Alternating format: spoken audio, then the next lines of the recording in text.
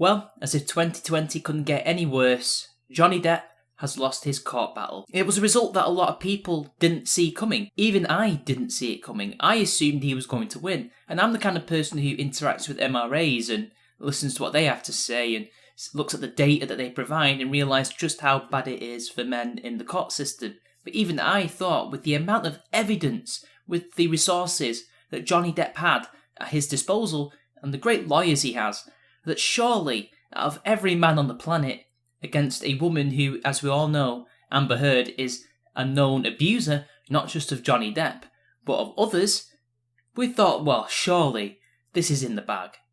Well, turns out it wasn't. I guess it seems like no matter how rich or poor you are, or how powerful or weak you seem to be, no matter your station in life, your occupation, the lawyers you have or lack thereof, you stand as much chance as any other man of failing to win a court battle, especially, it seems, if you are a victim of domestic violence. All those factors don't seem to matter as much against a woman. Likewise, it seems like no matter how rich or poor a woman is, or how powerful or weak she is, that she will always get preferential treatment from judges. Also, rich women are probably more likely to get more sympathy than poor women, because they can look the part of a victim more to a judge than, say, a poor woman can, because they can probably afford better clothes, they probably look better anyway, and things like that, and afford better lawyers to make them look better. It's really something that we should have seen coming, but we didn't. I mean, how can you blame us? The evidence is all out there. We've heard the tapes, we've seen the video, we've seen the pictures, we've seen everything. We've even seen evidence of Amber Heard potentially faking her injuries. I mean, that is very clear cut. But apparently, according to this judge, none of this is relevant. Because according to this judge, it doesn't seem to matter that all this evidence was out there, and it essentially proved Johnny Depp right, that he's not a wife beater, and that in fact he was the one who was beaten. Nonetheless, because Amber Heard said all these things under oath, therefore he's just gone to believe her anyway. Yes, you heard that right. That was what his summary was at the end of the trial, as he basically dismissed Johnny Depp. Which means that now Johnny Depp, in the eyes of the media, although not necessarily in the eyes of the people, because it seems to me that, at least online, I can't say the same for in real life, Johnny Depp is for sure seen as the victim, especially after all this evidence broke and was very public. In the media, he is a wife beater and has been portrayed as such. In fact, they couldn't wait to use the label. And of course, the Sun, who he was suing alongside Amber Heard, they couldn't wait to gloat. They couldn't wait to twist in the knife and say how this was a battle that was won in the name of press freedom.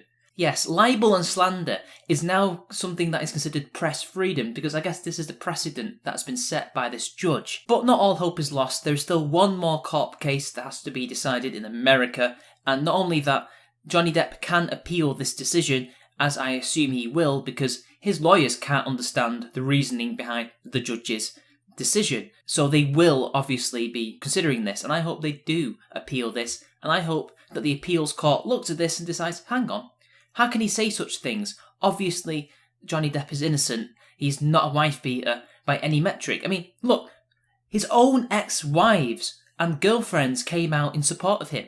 If he was such an abusive person, you would assume he'd have a laundry list of people behind him who he abused. Why this one person who herself has a history of abuse? It just doesn't make sense, does it? And the people who constantly come out of the woodwork to say, oh, they're just as bad as each other, you know, they both were at it. Well, there's no evidence to show that they were both at it. And yes, I know that most domestic violence that we see that is reported is actually reciprocal. In this case, it wasn't. In this case, it was one-sided. In fact, as we know, Amber Heard mocked and derided Johnny Depp for running away, essentially trying to belittle him as a man, even though as a man, he can't actually hit her. She wanted him to hit her, to attack her in self-defense, because then she could twist that into him being the abuser. That's how these people operate. But of course, she doesn't really need to do that. And as we know, she famously said that nobody would take him seriously as a man. And well, apart from the public, it seems, and his own fan base, the media didn't, and the courts haven't, which I guess ultimately was to be expected. But, interestingly enough, during the fallout of all of this, some sleuths did some digging. The judge, Justice Nicol, has had other controversies before and has a Wikipedia page. And apparently he had a controversial case involving a certain David Sellew, who in November 2013 was found guilty of gross negligence manslaughter following the death of a patient under his care. He served 15 months imprisonment of a 13-month sentence. After release, Sellew's appeal against the conviction was successful in 2016. The grounds for success were that Justice Nicol had failed to instruct the jury properly with regard to the meaning of the charge. The jury had returned to court before reaching their verdict, seeking further guidance, which was not forthcoming from Justice Nicol. Justice Nicol is not a very good judge. How is this guy even overseeing such an important case as this? Well, we'll get into that in a little while later. But so far, it doesn't look good for this man. He's incompetent at the very least. But then these sleuths dug further, and it turns out that he wrote a book about law entitled Media Law, Jeffrey Robertson, QC, and Andrew Nicol, QC. Now, apparently, according to these sleuths, his co-writer, Jeffrey Robertson, was married to a certain woman by the name of Kathy Lett, who happens to know Amber Heard and threw a party with her and Cate Blanchett back in July of 2020. According to this person, Kathy Lett is the mentor, kind of Jen Robinson, who is one of Amber's lawyers. Probably doesn't mean anything, but those connections are suspect. Jen Robertson had been a contributor to the Media Law book that was written by Nicol and Jeffrey Robertson. Now, this means that there is potentially a conflict of interest between the judge and the defendant's lawyer. They know each other. This could mean that potentially this verdict was decided between the two of them, or it was already decided because they're friends, and perhaps he wanted to help her out for her defence. Maybe he's sympathetic to Amber Heard. Maybe there were some other things going on behind the scenes that we don't know. Or potentially, because, I can't accuse him of doing any of this without evidence, we only have circumstantial evidence of links, that it was all a coincidence, and that he came up with his decision regardless of who he knew, and regardless of any influences. But it really does make you think why this guy was selected as the judge, and how he came to his verdict in the first place. Now, I know that such verdicts like this happen anyway, regardless of any interests or lack thereof. For example, there was a famous case about 1 or 2 years ago where this girl, who was a straight A, or rather first student anyway in university, she was a medical student, considered one of the best in the country. She was arrested for attacking and stabbing her ex-boyfriend. She stabbed him in the leg, she was abusive towards him, and during the trial, the judge let her off. Why? Because she had amazing potential and he didn't want her to ruin this potential and was relying on her good behaviour in the future. So essentially, in a couple of years' time, you could potentially have her as your doctor. So we know that these verdicts happen, and they happen a lot. In fact, it seems to be commonplace.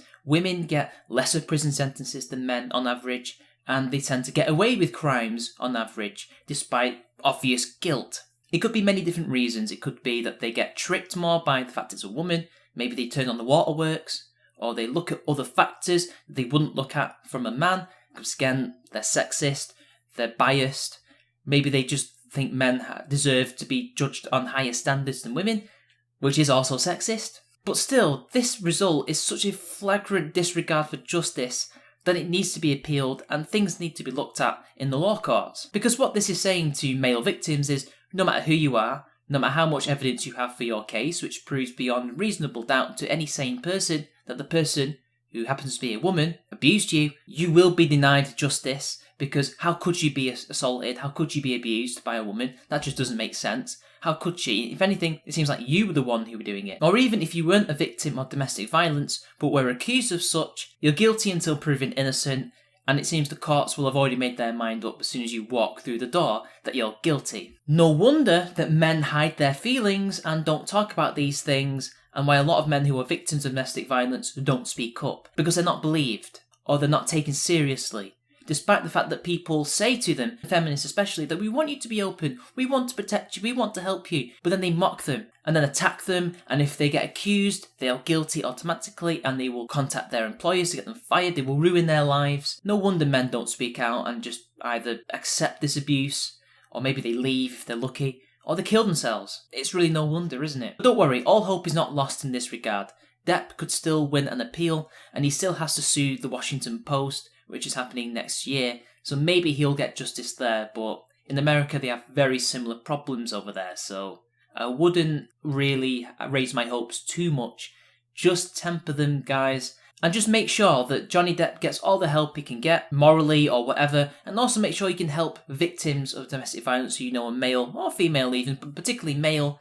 Make sure they have an avenue of escape, things like that. Now more than ever, you need to make people aware of this issue so that things can actually change, but I don't know if things will change anytime soon. I mean, the very fact that this story was big and that a lot of people seem to be on his side suggests that things are slowly changing. So there is hope, I guess. But just remember, never, ever, ever expect him to win just because the evidence is on his side. The judges are biased.